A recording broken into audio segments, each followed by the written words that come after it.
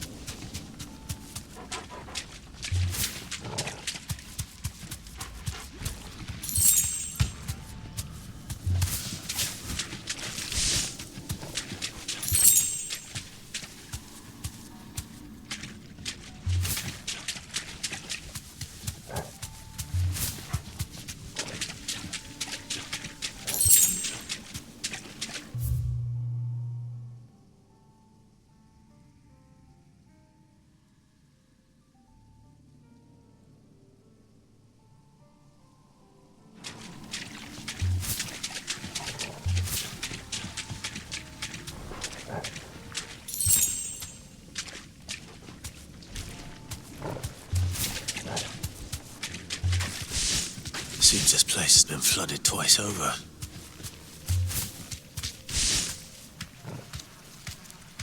Purple flowers blooming next to a waterfall. Shouldn't be too hard to find.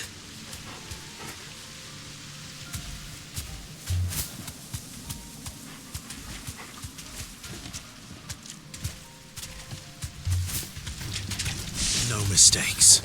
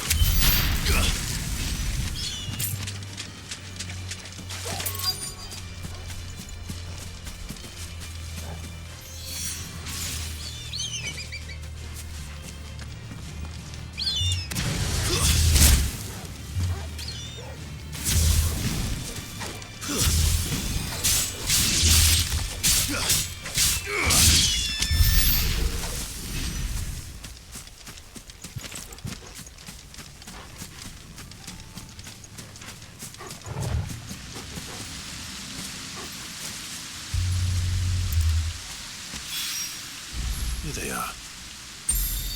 Might as well pick enough for a bunch, I suppose.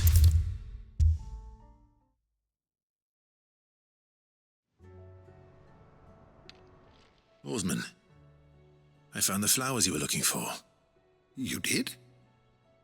I think I did.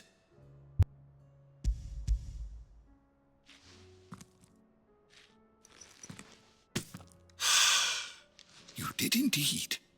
My dear boy, thank you. You wanted to make Dion a gift of one, did you not?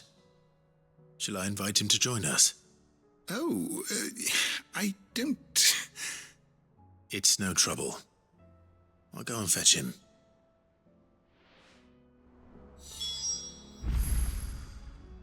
Good morrow to you, my friend.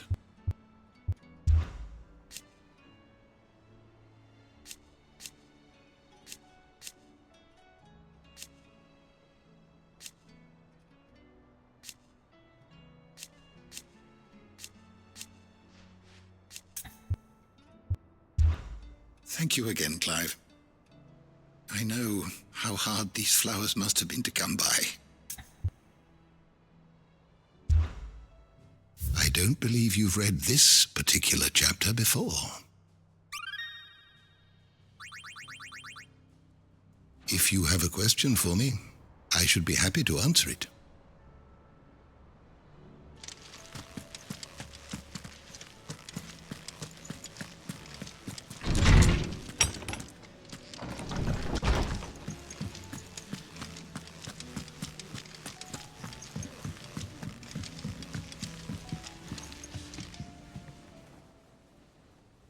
Your Highness, would you do me the honor of accompanying me? Now. It is time, then. No, only to the shelves. Our lawsman has something he'd like to give you. Master Harpocrates. No. I dare not show my face before him. Not after everything I have done. I have taken countless innocent lives.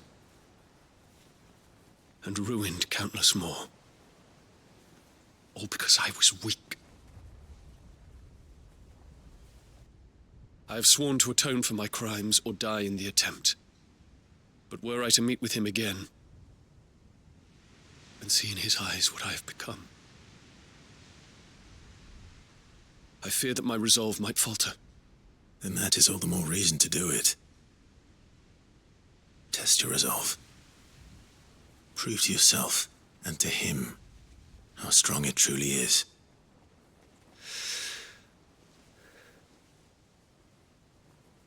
You are right. I must, at the very least, offer him my gratitude. Very well, then. Take me to him. Follow me.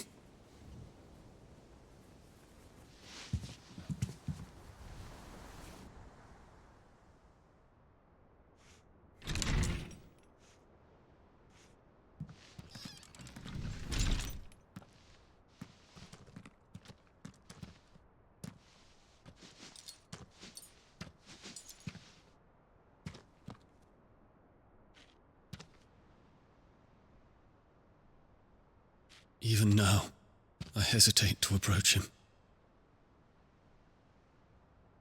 What must he think of me? You'd be surprised.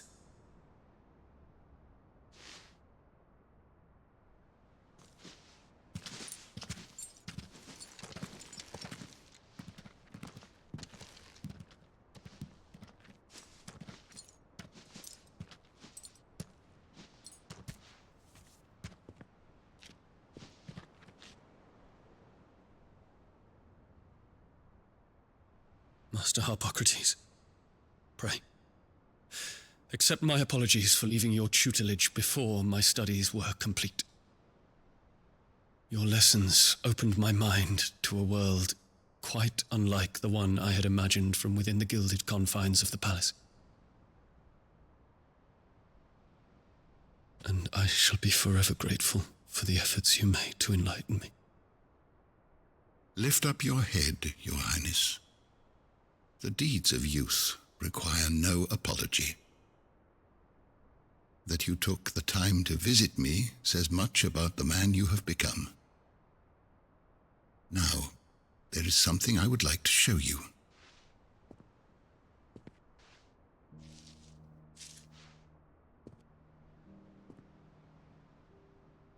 Is that a wyvern tail?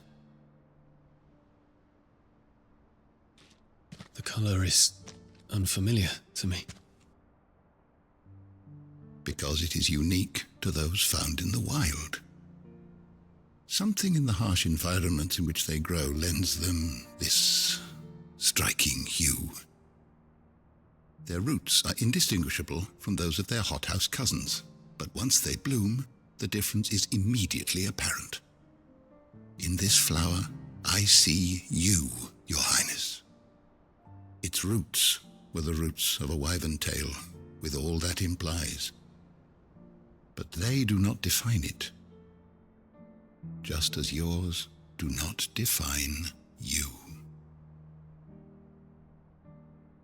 I want you to have it, that it might remind you of this truth.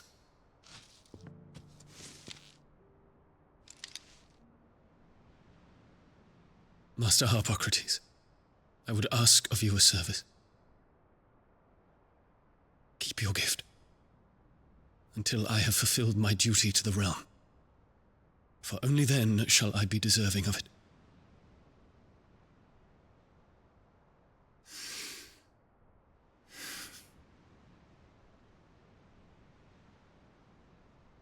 As you wish, Your Highness. I shall await your return.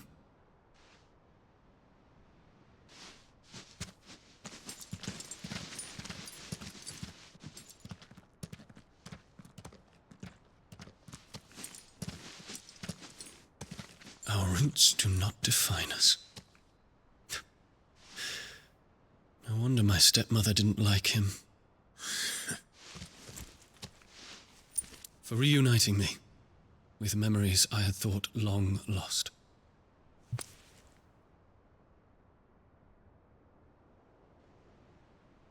I shall not forget this.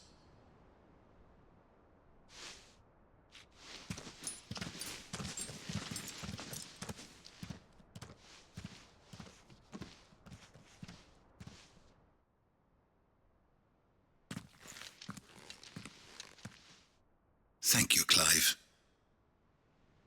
Were it not for you, I fear I might never have found the right moment to speak with him. Not to mention the Wyvern tales. I shall plant their seeds, that I might not disappoint His Highness upon his return. I hope the soil in the hideaway is to their liking. Why, these flowers bloomed in the bleak, black wastes of Waloed. I'm sure Nigel's yard will suit them to a T.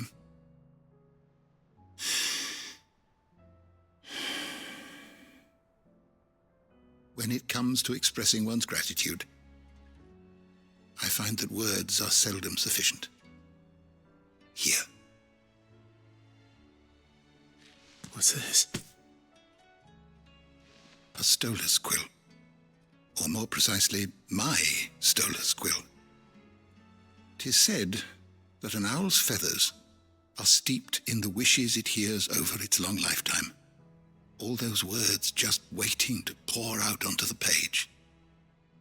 So consider this my wish for you. That one day you may put down your sword and pick up that pen.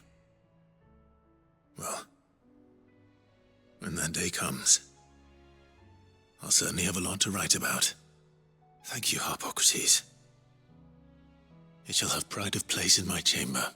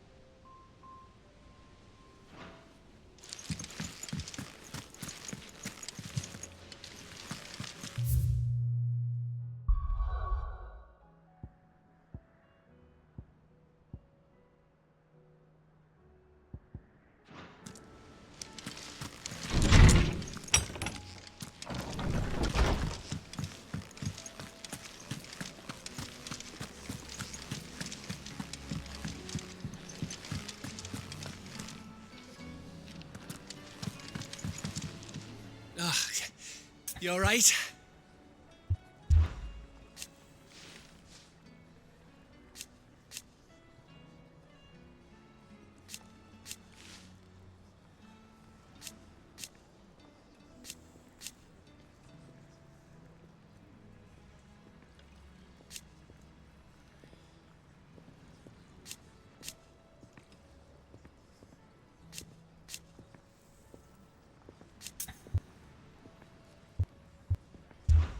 Something troubling you?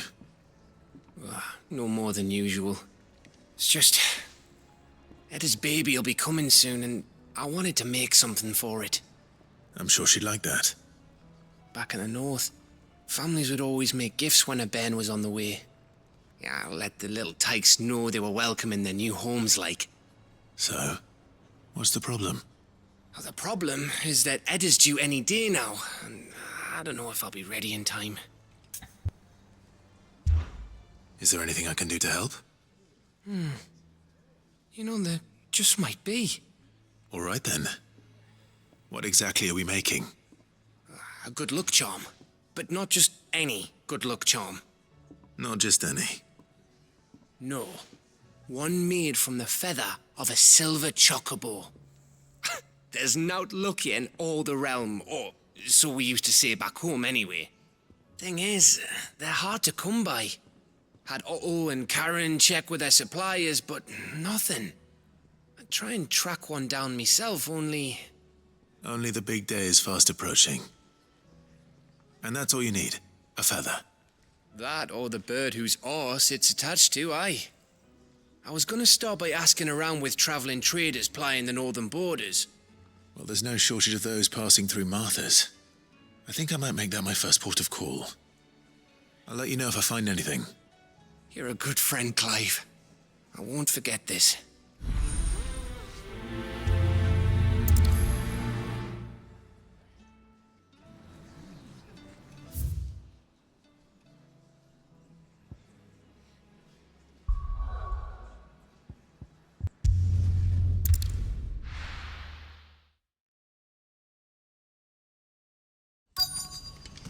Let's hope one of the merchants here has what Gav needs.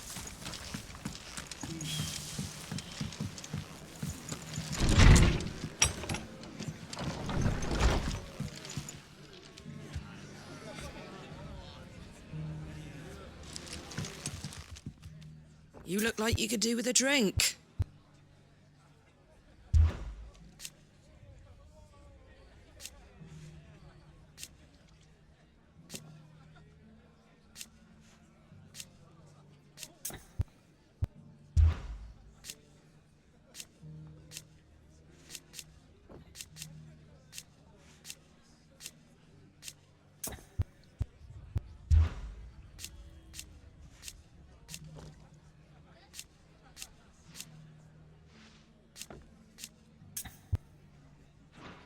Stop by for an ale any time, eh?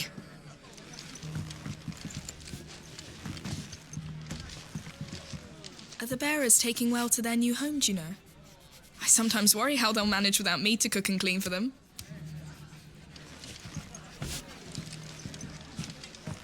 Can't say it wasn't a relief to see the better part of the Guardians finally taking their leave. We barely had room to breathe, what with them and us and all the others all crammed in together.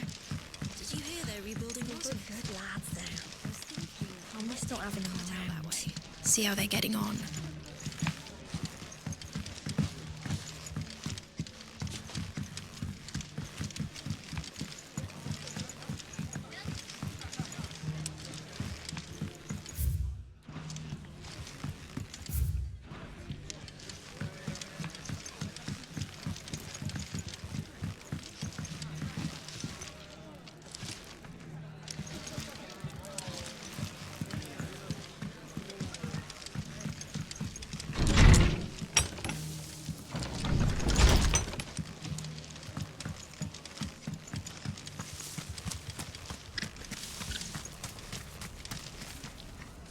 Excuse me.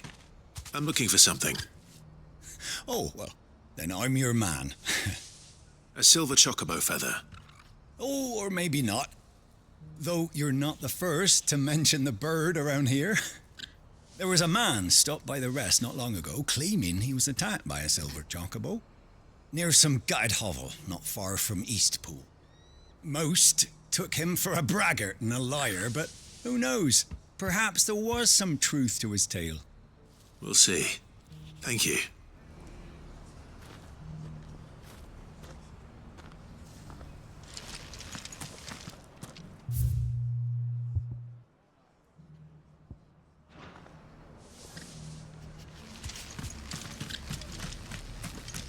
We've got a few rooms going spare now. You want a bed for the night? You speak to Martha.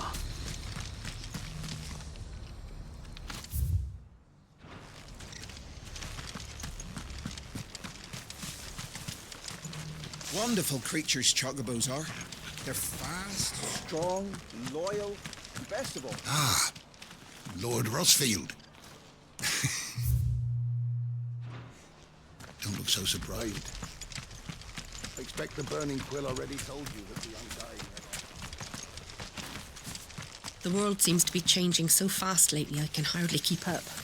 But what I do know is that there's more bad news. How do, traveller? You've the look of a man who could do with a new whetstone. Or perhaps a bawdy etching of the Vicerine. Maybe another time. I'm looking for a silver chocobo feather. If that's the case, rumours are all you're likely to find. No one has seen a silver chocobo for years. Word is they were all hunted for their feathers. Some northern nonsense about bringing good luck. Didn't bring them much, nor their bows. If any are still out there, I reckon they'll be doing their damnedest not to be discovered. You're probably right. Thank you anyway.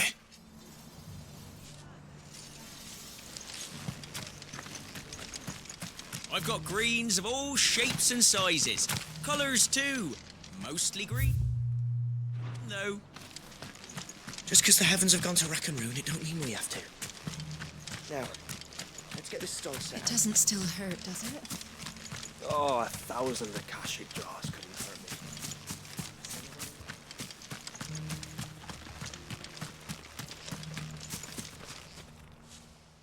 Can I help you with something? You wouldn't happen to sell silver chocobo feathers, would you? I deal in fruit, not fancies. But if it's fancies you're after, I suggest you try Rhiannon's ride. Was a silver chocobo seen there? Oh, yes.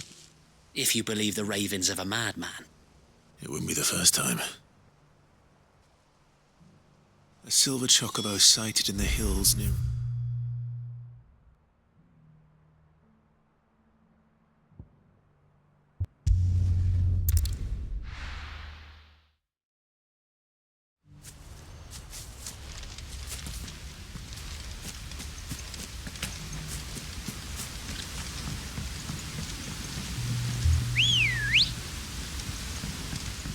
Come on.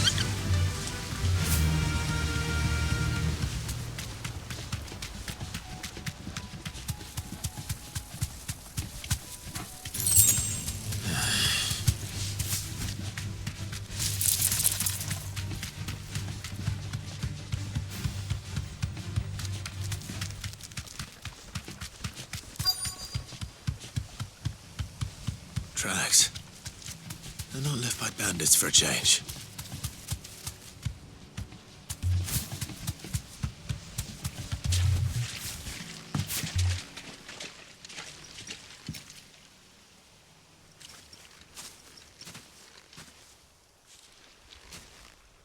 More tracks. And these look fresh. The chocobo was here. And recently. Perhaps it still is.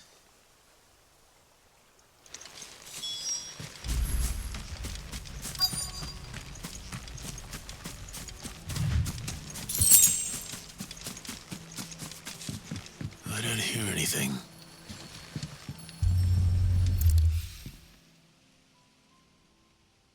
Well, I'll be damned.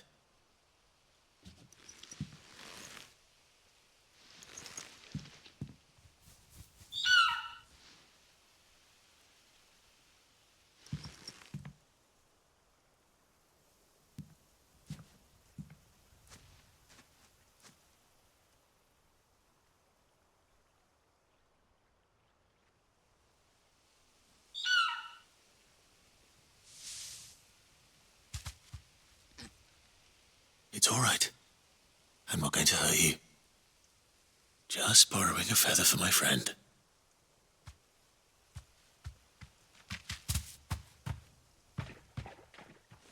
Thank you. Let's get this back to Gath before they change their minds.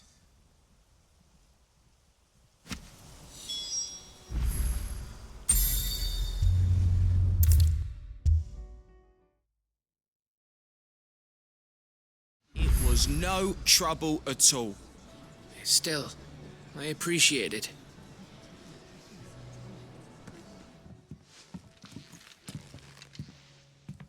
Clive, you're back. How'd you get on? Any luck? Any luck, you say?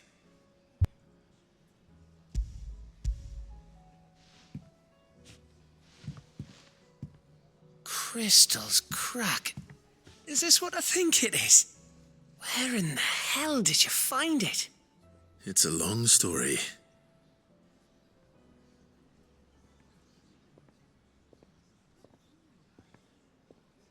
Right there on the road to Eastpool. Who'd have thought it? Everything up there's been abandoned for years. The empty cabin made for the perfect shelter. Though I fear my presence may have forced the poor creatures to look elsewhere. Don't blame yourself, Clive. The Blight's right on Eastpool's doorstep. They'd have had to move on before long, even if you hadn't have turned up. They'll find a new home. Trust me.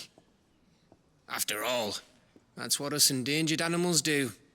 Anyway, what matters is, you managed to nick us one of their quills before they could run off.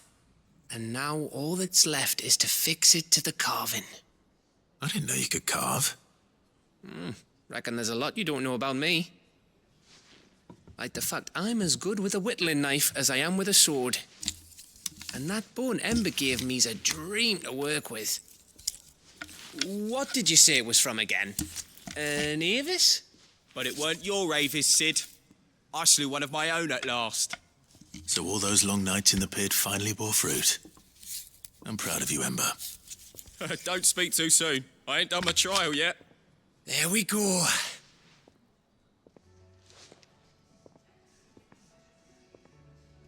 What do you think? I think if you ever hang up your scouting cap, you'll be able to make an honest living. Oh, will I? I should go and see if Ed is awake. Give it my best. You can give it to yourself. Come on.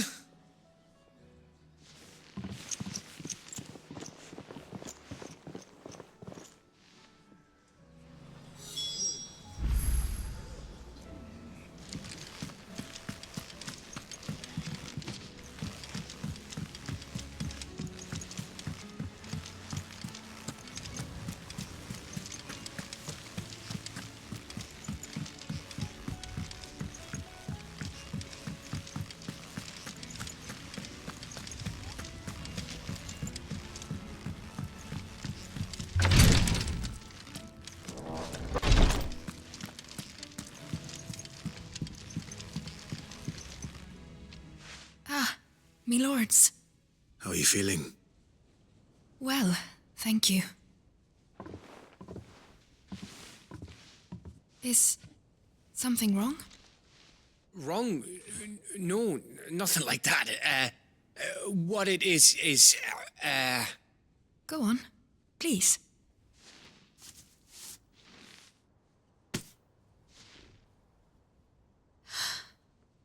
It's beautiful. Did you make it? We did. Aye. It's from all of us here at the Hideaway. Your new family, like. It's a good luck charm. We may come up north when a bairn's on the way. I mean a baby. To let him know that they're part of the family too.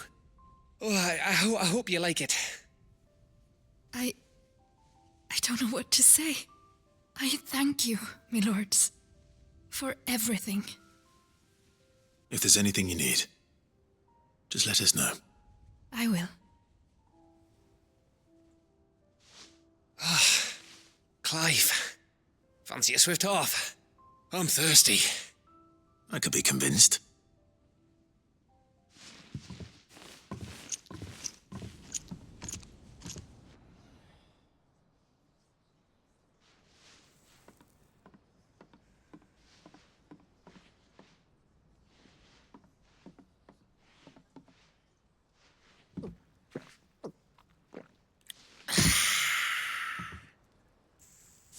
Don't you think you've had enough? No, we're celebrating. I'm gonna be a father. I think Edda might have something to say about that. You know what I mean. Bit of light in these dark times.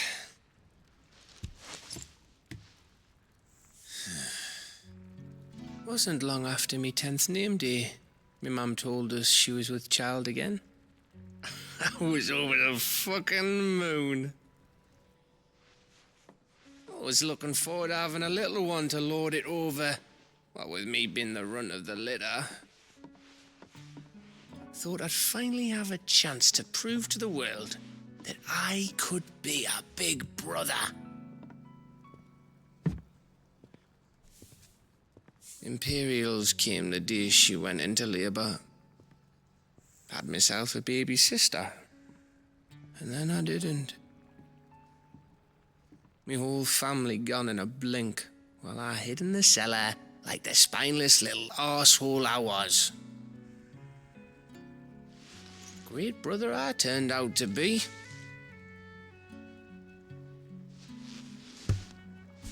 I'll never be a leader.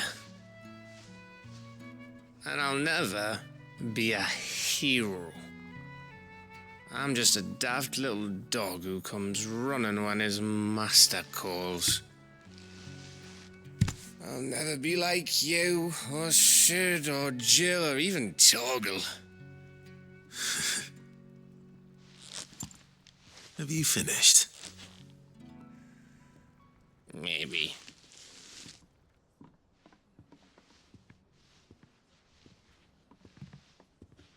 Do you know why you're our best scout? Because you don't need anyone to hold your hand. Without your resourcefulness, your courage, your determination, I don't know where we'd be. Maybe hanging off a cliff like, That was only the once. Exactly. You learned from it. And here you are after Founder knows how many missions, stronger for everyone. And let's not forget Rosalith. Who was it who freed me from the dungeon? Who was it who ran to Jill's rescue? That would be me. Because you're our brother, Gav. My brother.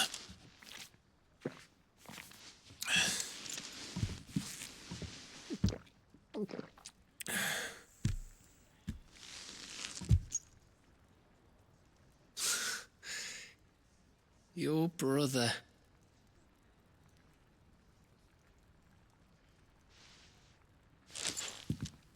Which means that when the time comes, I get your room. And your sword.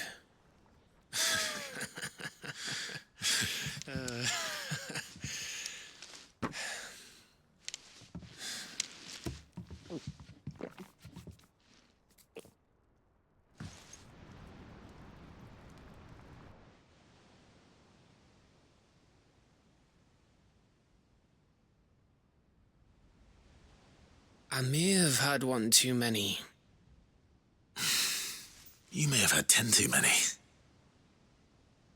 I said I was thirsty. Better get back to work anyway. After I walk this off. Clive? What is it? Thanks for, you know. I know.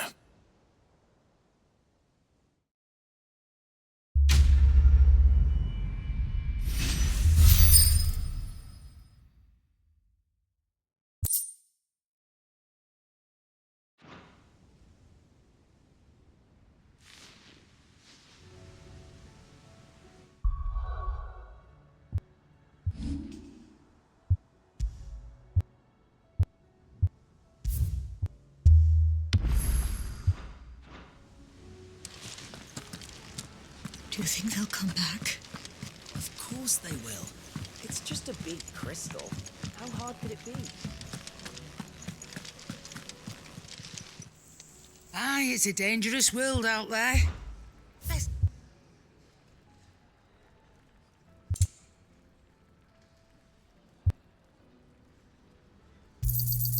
It'd better all be here.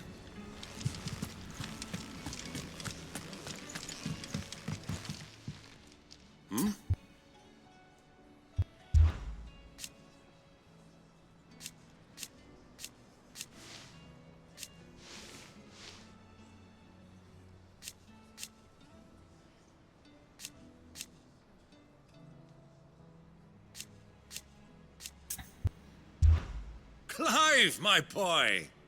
Rutherford informs me that we owe you our thanks. Hadn't intended for you to get involved, but such are the times we live in, huh? I would have done the same for anyone else. You're far too modest, Clive. You'd make a terrible nobleman. But tell me, is the realm truly in as dire a state as Rutherford suggests? From what little I saw, you were right to be worried.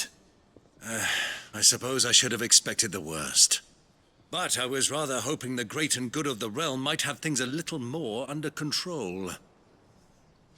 Alas, it seems that firm leadership is in short supply these days, and without it, the people are bound to lose their way. We must move quickly. But where do we start? True, the challenges that face us are many. But in my estimation, there are two key areas to be addressed before any other. The realm's armies and her larders. As you've seen firsthand, it's every man and woman for themselves out there. Certain cities have banded together to try and maintain some semblance of order, yes? But such cases are few and far between. And yet, the only remedy for the chaos that faces us is unity. A unity that transcends even the borders laid down by our ancestors. In short, if Storm does not stand together, she will fall apart. But how would one even begin to unite the realm? The armies, my boy. As I told you already, we begin by restoring order among the ranks of those sworn to maintain it. Sadly, I doubt I could convince even the lowliest gaggle of privates to dig a latrine together. But I do know someone the High Commanders have been known to listen to on occasion. Field Marshal Eugen Havel. I thought he was retired. He was, until an Akashic army tore through Randalar and killed most of the rank and file. There is no man alive more capable. Literally. And as luck would have it, I've already spoken with him on the matter. Of course you have. And he's agreed to help. On one condition. That he first speaks with you personally. Havel has always been a man of frustratingly rigid principle, and he has certain qualms about clasping arms with, well, with an outlaw. I extolled your many virtues as best I could, of course, but the old goat was adamant that he be allowed to appraise you in person. You don't mind, do you, my boy? Of course not. As long as chaos reigns, we will never build a better world. I'll do whatever it takes. And if the Field Marshal wishes to speak with me in person, then so be it. That's the spirit. I'll leave for Randalar at once. Would you send a Stolas? Of course. Rutherford is already in the Dalmekian capital. I'll have him tell Havel to expect you forthwith. Excellent. Thank you, Uncle. No, thank you, Clive.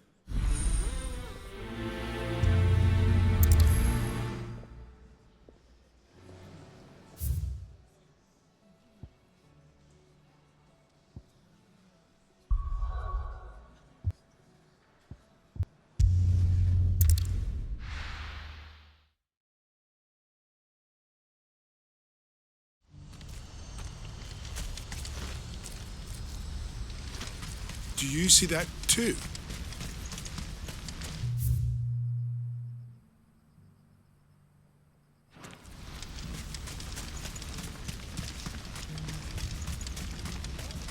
Papa? What is it? Oh, please. Just make it stop. I'm scared.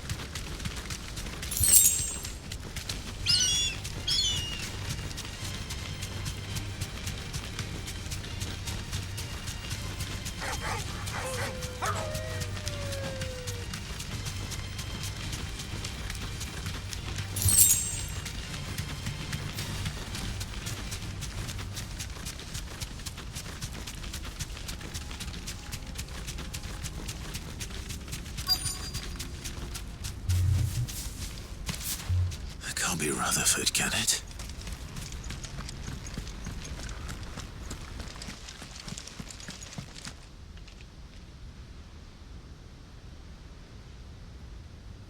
Turncoats and cowards, the lot of you! If it's a fight you want, it's a fight you shall have! Allow me. I don't need your... Please, Field Marshal, oblige him. This won't take long. You're right. It won't. Men, finish him.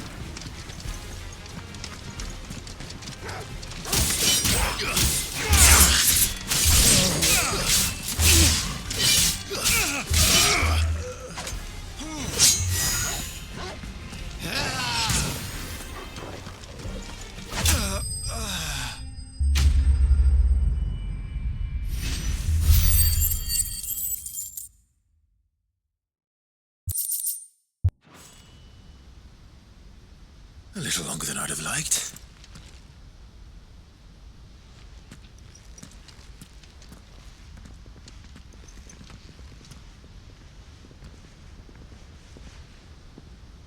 Field Marshal Havel, I presume. Are either of you injured? No, my lord. You arrived just as our escort turned on us. Fucking traitors! I'd heard reports of soldiers in the outlying regions abandoning the oaths they swore. But I hadn't thought the corruption had reached so close to the heart of the Republic. It's a fucking disgrace. Your interfering old bastard of an uncle tried to warn me, of course. My lord Marquis, or is Sid the Outlaw more to your liking? Call me what you want. It doesn't change who I am, or the urgency of the message I bring. My uncle has a plan to right the realm, and he needs your help to see it through. Before I agree to anything, I'd have you answer one question. What do you stand to gain from all this? I won't deny that I might benefit from further chaos. That I seek a new beginning for all of us. And while the choices I've made may not always have been the right ones, I know I made them for the right reasons. For so long, so many of us have been told how we could live, how we could die, when it should have been our decision all along. Now we have a chance to put things right. But in order to take it, we must stand together. Even if it be beside those with whom we don't see eye to eye.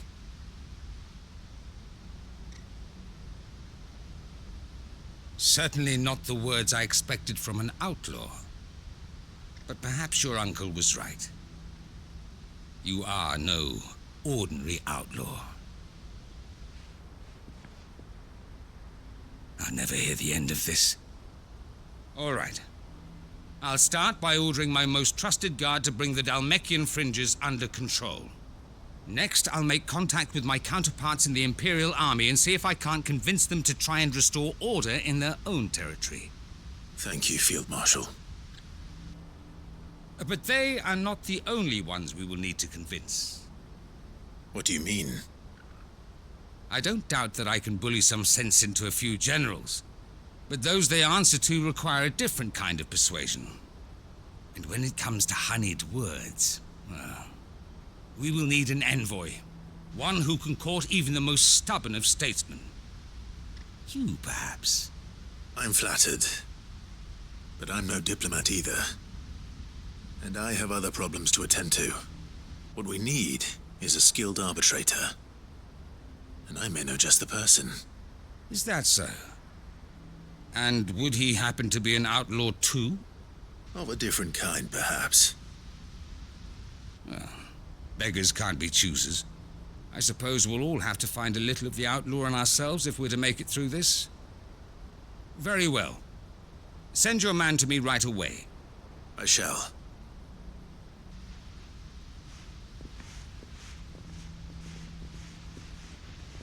My Lord Marquis, your Lord Uncle bade me escort the Field Marshal to his manor in Port Isolde. And I will see that my associate joins you there. Very good, my lord.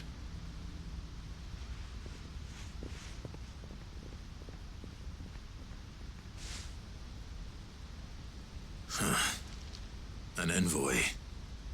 I'm not sure I'm the man to talk anyone round. I can barely convince my brother to take his medicine.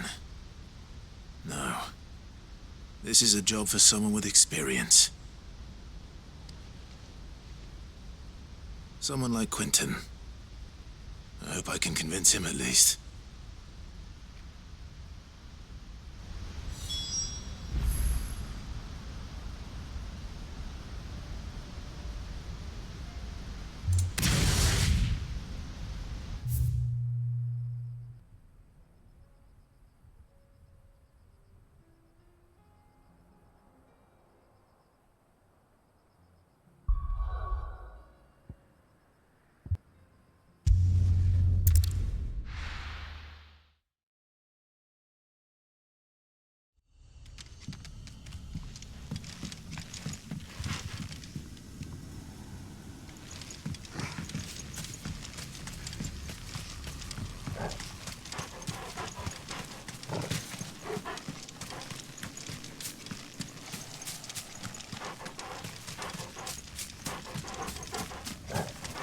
No use calling Ambrosia now.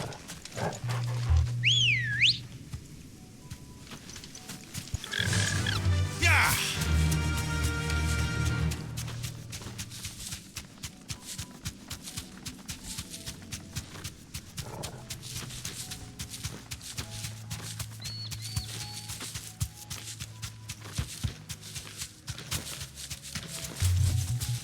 I can walk from here.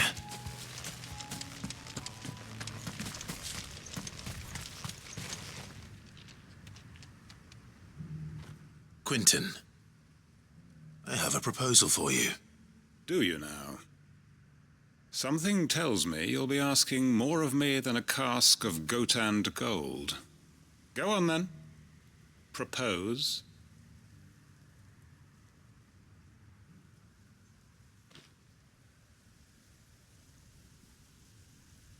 You'd have me convince the chiefs and chamberlains of the realm that they should simply swallow their pride and do the one thing that has proved impossible for thousands of years.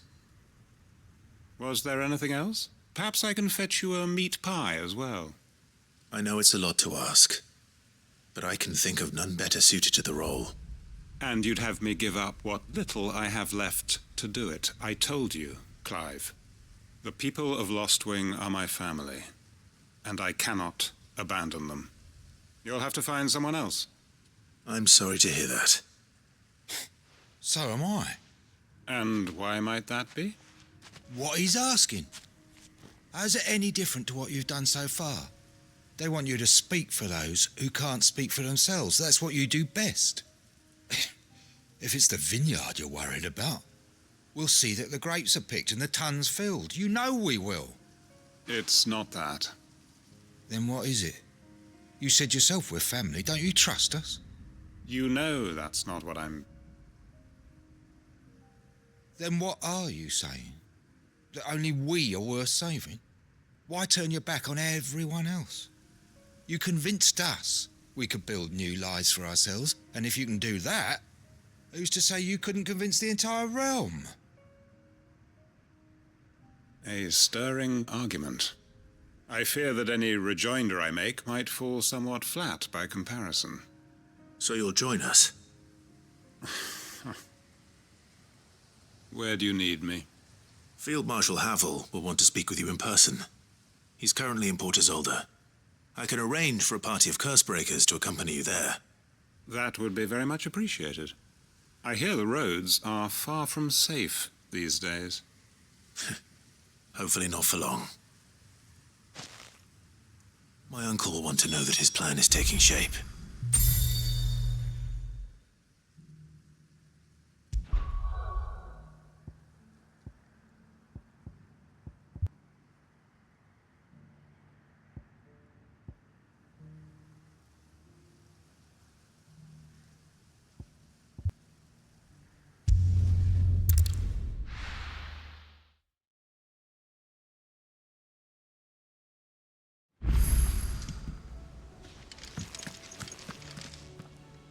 Uncle, I bring good news. The Field Marshal has agreed to your plan. Ha! Of course he has. I didn't doubt you for a moment, dear boy. Rutherford is accompanying him back to your manor in Port Isolde as we speak. They will await your return there. As will one other. One other? Who, exactly? Lord Havel was concerned that even if he could get the realm's armies to agree to an accord, he might not be as successful in convincing those with political power. He asked if I might have a solution, and I suggested a certain Imperial Lord Magistrate turned Liberator. One of your co-conspirators? Master Quinton would probably call me one of his, but yes. Another outlaw, then. Just the thing we need to put these rotten politicos in their places. Good thinking, Clive. I'm glad you approve. The more the merrier, eh? Uncle, assuming Havel and Quinton can solve our problem with the armies, you still haven't mentioned how we might manage the grain shortages. Oh, don't you worry, my boy. The 7 high houses will be seeing to that. They have all agreed to make the most generous of donations. Oh, of course, it did take a little persuasion. But luckily I had some unexpected help. From who? Why, you, my boy. Rumor has it that you rescued the Lady Ariane's head steward Rockford from a horde of bloodthirsty bandits. It was more of a handful. Well, the old battle axe was so pleased. She had a shipload of talents delivered to my private docks by the next new moon. And when the other houses saw the parsimonious old crone's purse strings finally loosen, they as good as tripped over themselves in the rush to follow suit. I'm happy to hear it. Now, I must be getting back to the manor. Join us there at your earliest convenience, would you? Of course, Uncle.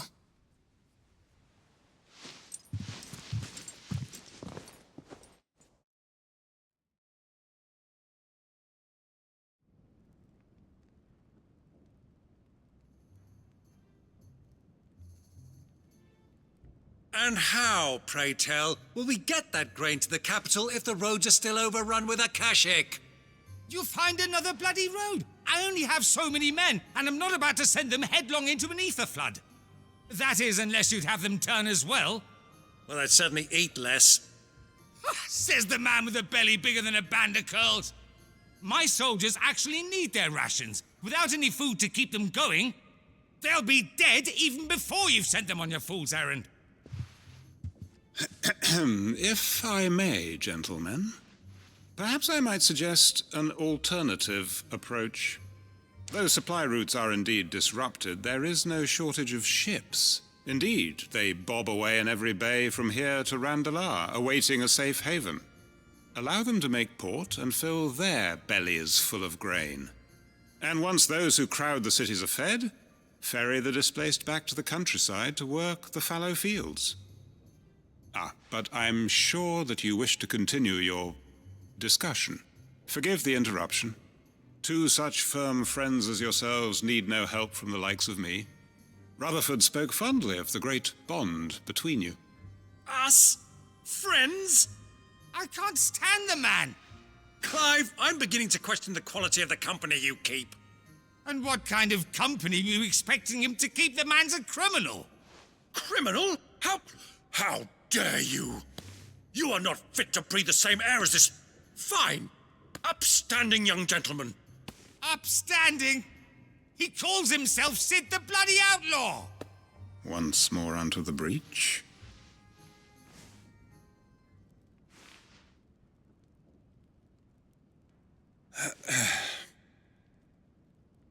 Shall we begin again? What we seek here is not to create a new nation, nor to claim the thrones of those that already exist. We wish simply to bring stability to the realm that mankind might weather the current storm. And to do that, we must convince those in power, the generals, the statesmen, the nobles, that our cause is just. There will be disagreements, yes, and I imagine some resistance, much resistance. But we cannot let that deter us. If we show them the path, show them that we walk it ourselves, then I am confident they will follow. The fate of the world lies in my nephew's hands, but the well-being of her people lies in ours. And we must not squander the chance that Clive has given us. Uncle Byron, Now, with that settled, let's move on to the signing of the Accord. For what great moment in history hasn't been accompanied by a little ceremony?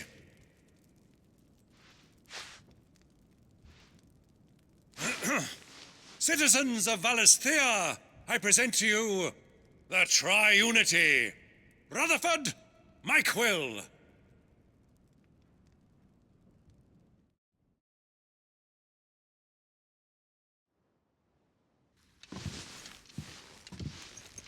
Well, my boy, the stage is set.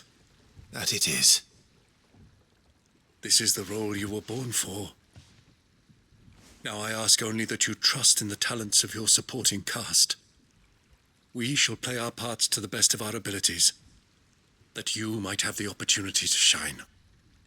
The realm needs its Sir Crandall, and there is no better Crandall than you, Clive. I want you to keep this signed accord as proof of our faith in you. I will. Thank you, Uncle.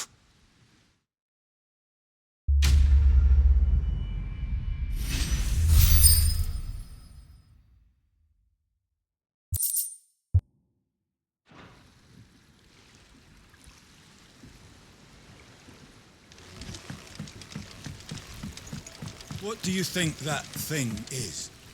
It's a damn distraction. And how the hell is Sid gonna deal with that?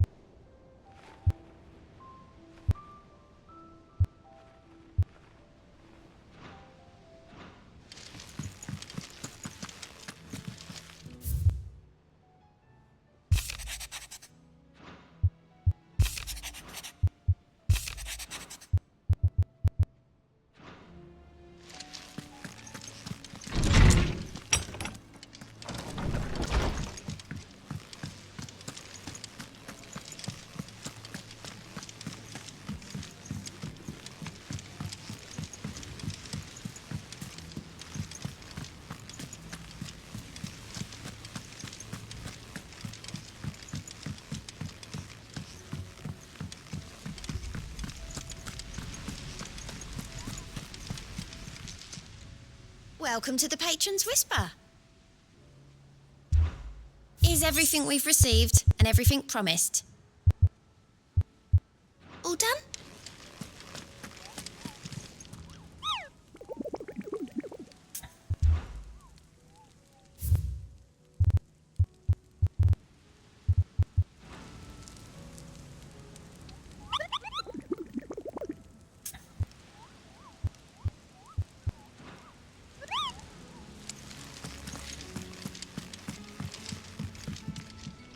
Back again? How may I help you today? What will it be today?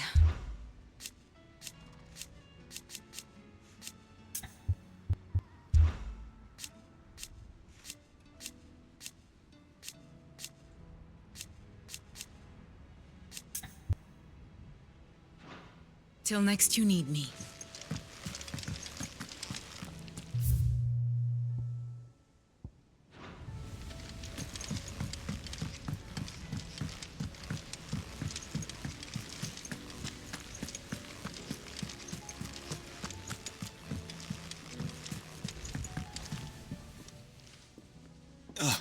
Clive.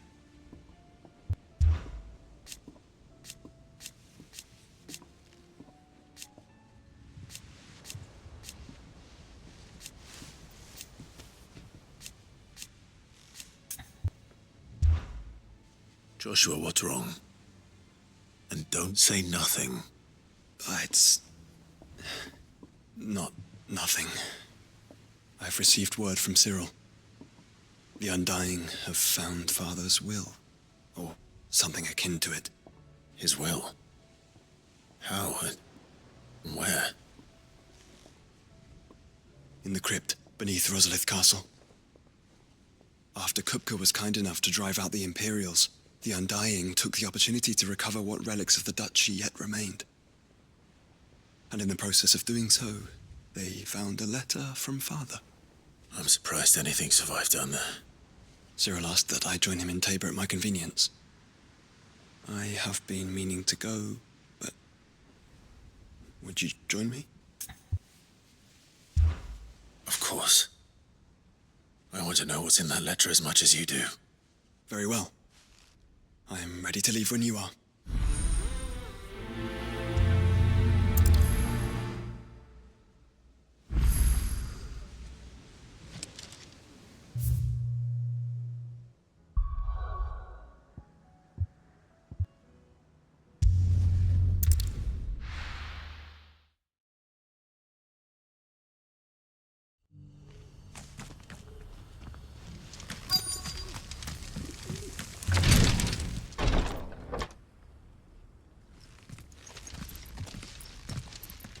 Your Grace, my lord, I trust your journey was not overly onerous. Cyril, you found a letter from Father? Yes, I have it here.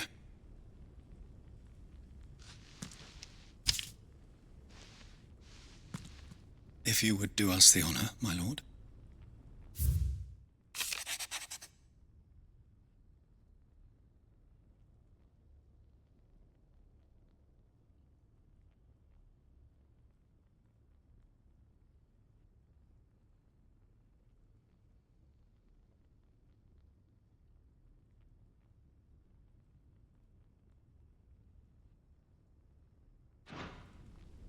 An inheritance. It would seem the late Archduke penned this missive shortly before his passing. The day before we left for Phoenix Gate. What are these plans he spoke of? His plans for the Duchy, Your Grace. Your father entrusted them to my predecessor, the former bearer of the Burning Quill, who entrusted them in turn to me. The complete emancipation of bearers is their stated aim. But your father's dream did not end there. His Grace also spoke of building hospices to care for those stricken by the curse, and the founding of a new university to further the development of non-magical technologies. With the blight spreading ever more widely across the twins, Archduke Elwyn saw this as the only means of securing Rosaria's survival. He wished to see men and bearers treated as equals. To see centuries of common wisdom overturned. Small wonder he did not think it achievable within his lifetime. But he thought it achievable nonetheless. Had he not, he would never have written this message. Nor would he have entrusted his vision to his most faithful aides, those who would have stood with you, shielded you from the machinations of the less benevolent personages at court. It's a pity only they are still with us. 'Tis true that those most loyal to your father were the first to suffer the Duchess's wrath. But one at least remains, and she has come bearing gifts. What do you mean? Mayhap it is better that she explain, my lord. After all, the duties entrusted to me by my predecessor extended only to recovering His Grace's will and arranging a meeting with the one who might execute it, or a part of it, at least. And where is this woman? She awaits you in the archive, Your Grace. Thank you, Cyril. Shall we then?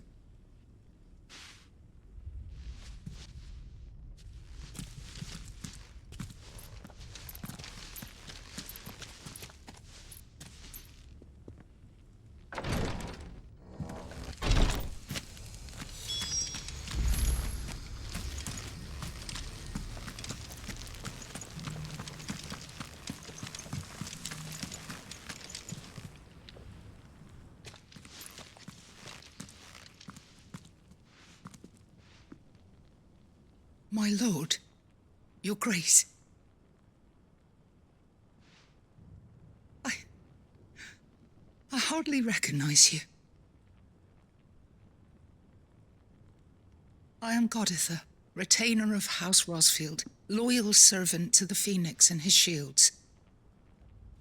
Your father, the Archduke Elwyn, entrusted me with the delivery of a gift. I only hope you can forgive my tardiness in bringing it to you. Lift up your head, Lady Goditha. You have our gratitude for your service to our house and to our father. I merely did my duty, as any proud Rosarian would. My lady, perhaps you could explain a little more? What exactly is the gift you bring? As I'm sure you know, it has long been the custom for the children of House Rosfield to be presented with certain keepsakes upon their coming of age. Indeed it has. Our father often spoke of the day when our turn would come. And had he lived to see it, he would have presented you with the treasures I bear. Matching armbands for you both. Alas, he did not live. Indeed, he was taken from us even before they could be completed. He had intended to claim the Heartstone with which each armband was to be finished himself, but it was not to be. And his gifts remain incomplete. I see. It saddens me to bring them before you, as they are. It was your father's wish that you be presented with the finished articles, not these works in progress. But with his grace long since gone, and the stone left unclaimed, I had little choice. You are grown men now, and his house is yours. And while I would not presume to insist upon your claiming the Heartstone in his stead, I know that nothing would have pleased him more than for you to do so. Thank you, Lady Goditha. What say you, Clive? What else? Of course, my lady. May our father's will be done. Oh, I am much obliged. Do you know where we might find this Heartstone, my lady? I do. Though it may be a matter of a good deal more than simply happening upon it. It is found in the bellies of elder griffins, you see. We do at least know where to find one. A certain specimen has made its nest in Titan's Wake, not far from here. A certain specimen? You are most perceptive, Your Grace. In answer to your unspoken question, yes. In fact, this is the very same beast your father meant to slay.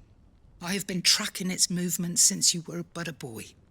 were you to slay it in his stead, as men of House Rosfield, it would surely make your father proud. What say you, Joshua? What else?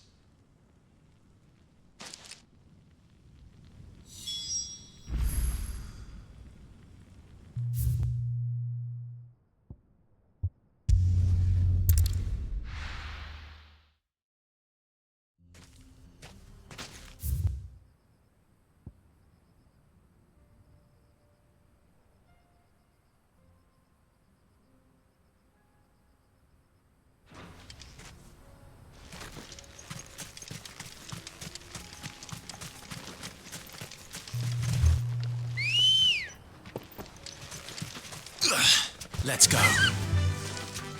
Run like the wind. Eyes peeled, Joshua.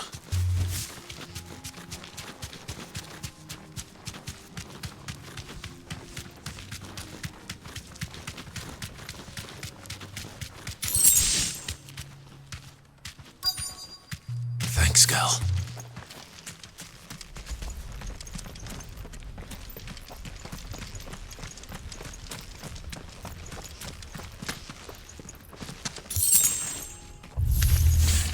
There it is. For House Rosfield.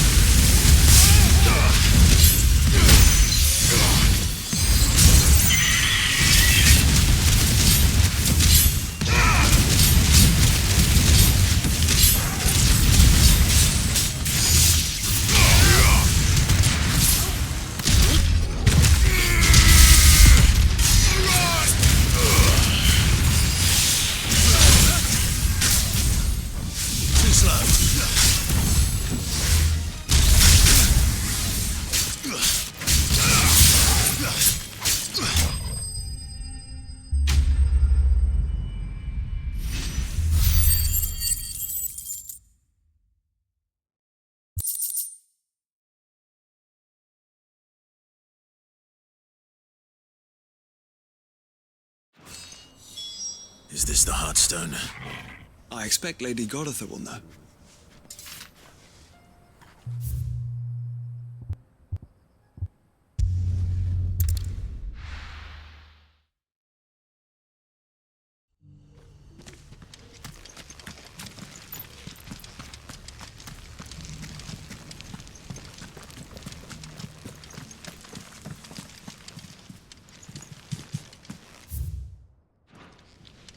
The Undying are not the only secret fellowship in this realm, you know.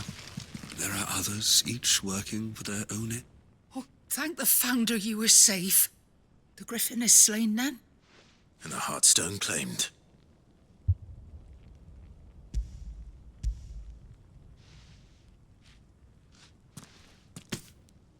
Yes, this radiant luster like frozen flame. It is just as your father described it.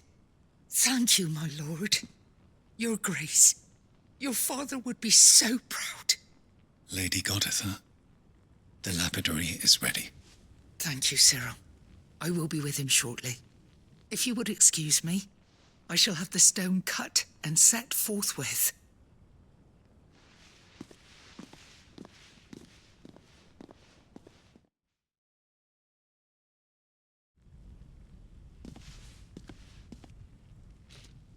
The armbands are complete. Pray, take them. They are yours, after all. Heartstone is harder and more enduring than garnet, or even ruby. It symbolizes unwavering will and devotion, and the graven vines encircling the stone represent the unbreakable bonds between you. It's a message.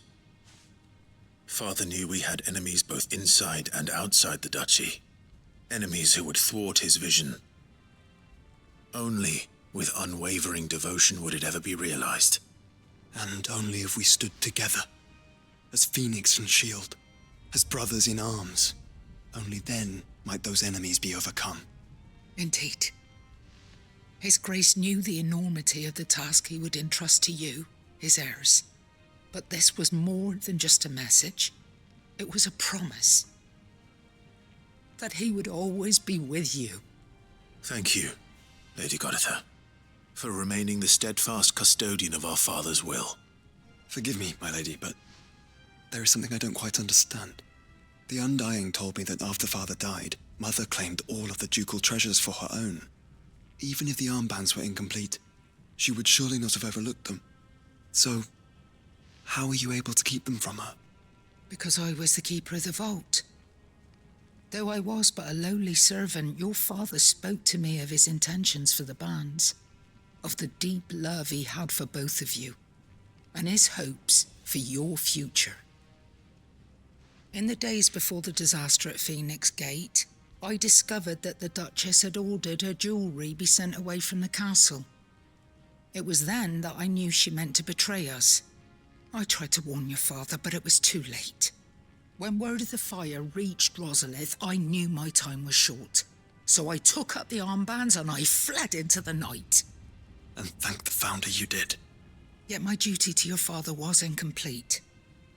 Not knowing what else to do, I followed the Griffin, thinking I might claim the Heartstone on its passing. And so my pursuit continued, until Lord Cyril appeared before me. He informed me that His Grace's will had been recovered, and that his sons were alive and well. Lady Goditha, on behalf of my father and all the people of Rosaria, I thank you for your loyal service. As do I. Thank you, my lord. Your Grace, for coming back to us, for giving my service meaning.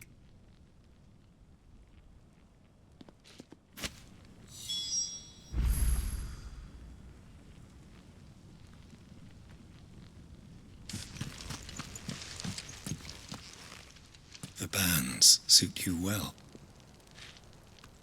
It must be gratifying to finally receive the inheritance that was denied you for so long. It is. And we thank you for the part you played, Cyril.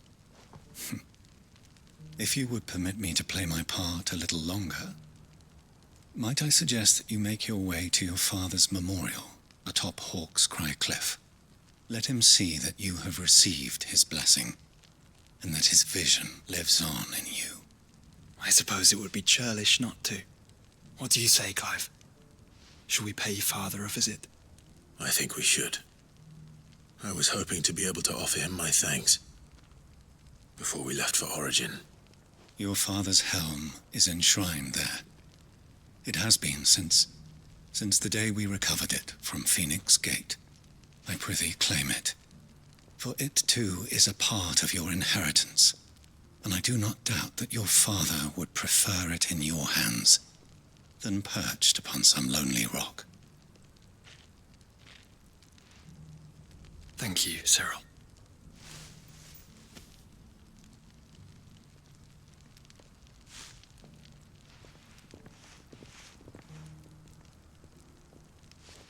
Come on, Clive.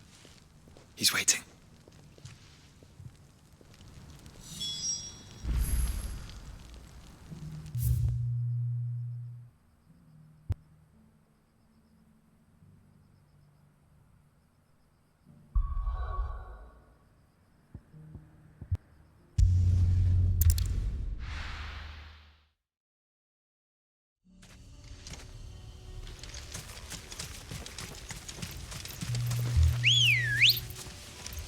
unwavering will and an unbreakable bond. Do you really think we're strong enough? To save the world? Of course. To have overcome Father's political enemies? Of that I'm less certain. Especially knowing what we know now. What Mother was truly capable of. But perhaps these bands would have helped. Knowing he was with us would have made all the difference.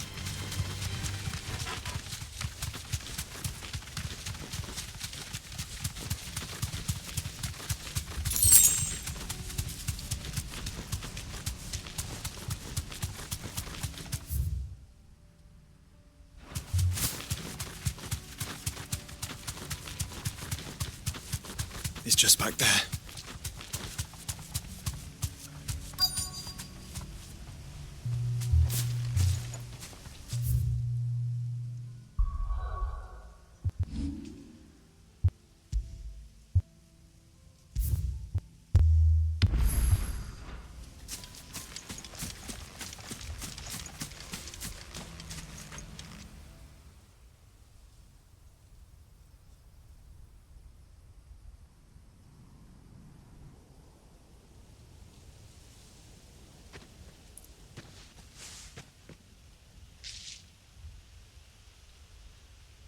Father always fought for what he believed was right. It wasn't until that night at Phoenix Gate that I realized I had never fought for anything. I always had someone else to do the fighting for me.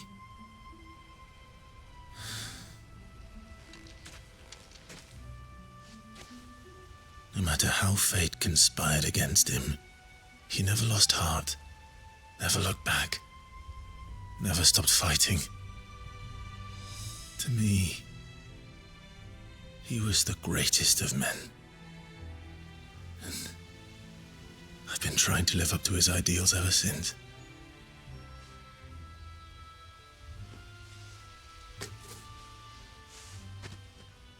We all have, Clive. We all have. And we'll keep trying. Because that's what he would have wanted. What he would have done himself. Even if it meant standing against the very gods in the heavens. I shall be borrowing this, Father, if I may. That you might watch over us as we follow in your footsteps.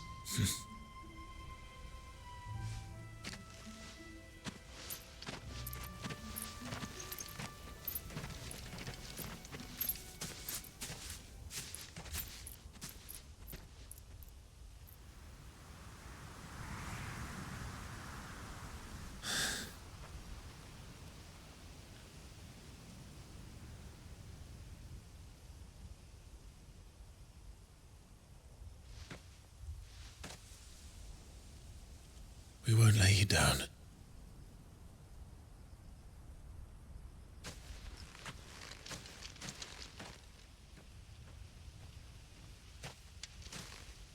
Onward then. Onward. To the end. And to a new beginning.